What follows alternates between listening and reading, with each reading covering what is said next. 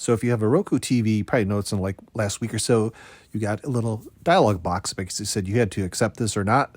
And if you didn't, guess what? Your TV basically doesn't work. You had to accept it. And it just was on Roku TVs. So you can see here I got Roku TVs up here. And I got a Hisense TV, so nothing fancy, but there's all different brands that have the Roku on it. Some Roku branded, some non-Roku branded.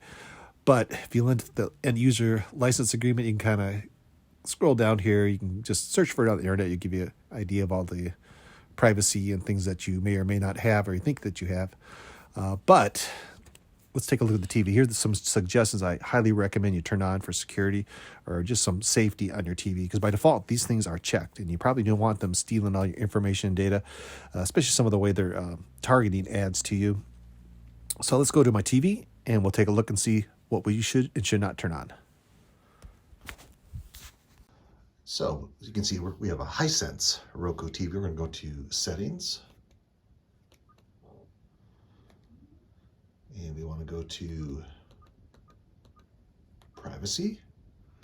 If you go into Advertising, you can see fewer ads about sensitive topics. You'll need to apply personal settings. And I have personalized ads turned off. Voice, I have the speech recognition turned off. I did leave the smart TV experience, use info from TV inputs. Here's the policy, advertising. Let's see. And the privacy choices, this is the main one. You want to check, this is off by default. Do not share some information and limit use of sensitive information. Based on where you live, you may have the right to limit Roku's use and disclosure of personal information.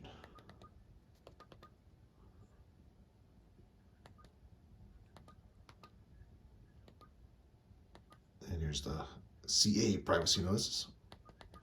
Here's your privacy policy, privacy choices. And those are the main options I turned off. Again, home screen, guest mode, parental controls. They do have parental control set, audio, your TV inputs, accessibility.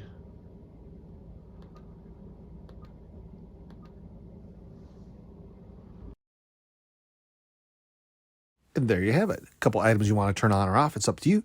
You decide it's your privacy and your data and your information. You can decide what you like to do. But that's what I suggest. So a couple things to turn off. Like I said, by default, Roku has those items either selected or unselected. And of course, it's in their advantage if you just leave them the way they are. But I do recommend changing those.